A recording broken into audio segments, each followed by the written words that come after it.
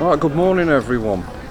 And today we're at Conway. I'm going to have a look at, I think it's officially the UK's smallest house. You can just see it in the background in red. I don't know any of the facts about it or anything, but the idea is I think I'm going to ask the woman, see if she can tell us all about it, and then it will save me messing the video up. So we'll have a look in a minute when the queue goes down.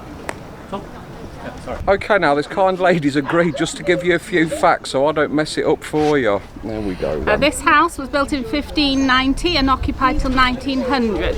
It was then condemned by the council because it's got no bathroom. There used to be one outside toilet which was shared by the entire street, so about 100 people. It was then proved to be the smallest in Britain and got into the Guinness Book of Records. And it's still there now, so still the smallest in Great Britain. I'll tell you what, that's brilliant. Thank you very much. Done it a few times. Oh no, I bet you have. Thank you. That was absolutely brilliant. And I say, last time I went here, there's been no one here, but today it's absolutely rammed. So we'll have a look inside now anyway.